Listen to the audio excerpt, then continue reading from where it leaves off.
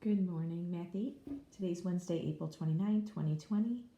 Today we're going to be multiplying polynomials. It's just going to get a little more complicated than what you've done already. So here are the three problems. Why don't you either print it out or pause and write this down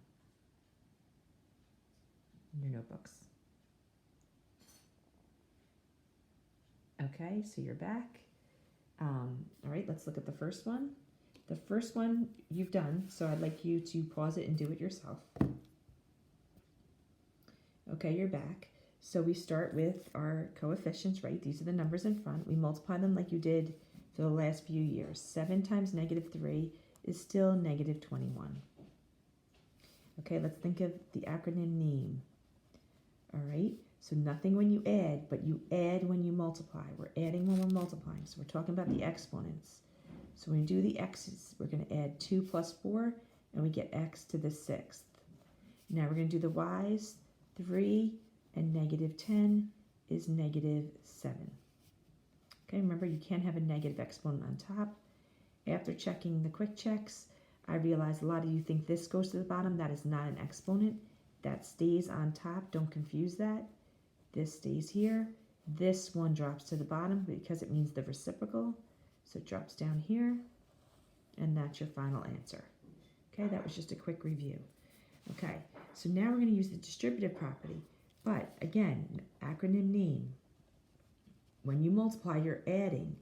So since we're multiplying here, you're going to be adding exponents. You're multiplying your coefficients. Don't confuse that.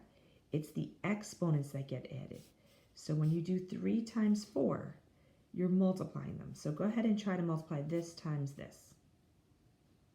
All right, you're back. So 3 times 4 is 12.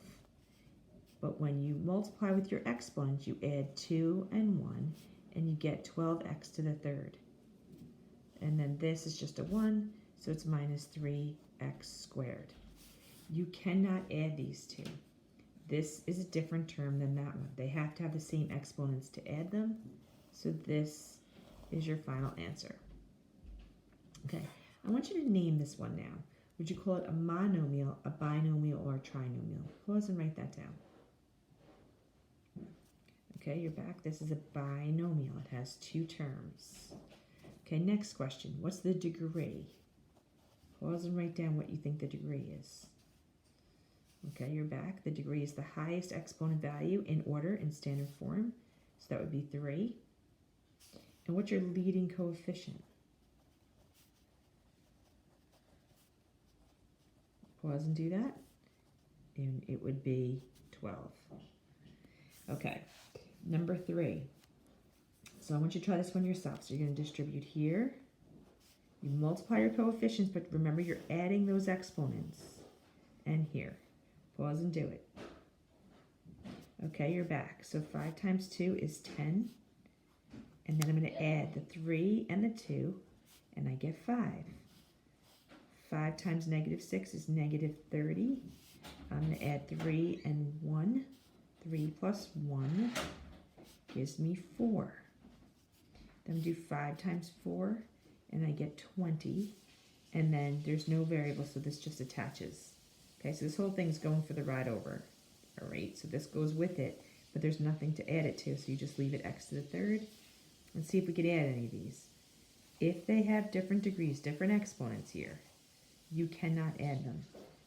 All right, so this is your final answer. Okay, so now I want you to name it. Would you call it a monomial, a binomial, or a trinomial? Pause and do it. Okay, you're back. It is a trinomial. Okay, pause and tell me the degree. All right, you're back. Make sure it's in standard form. So that's 5, 4, 3. It has to be highest to lowest. So your degree is 5. And the leading coefficient here is 10. Notice there's no constant on this one or that one because there's no number at the end. And those would be your final answers. Okay, have a great day. Make sure you do the classwork.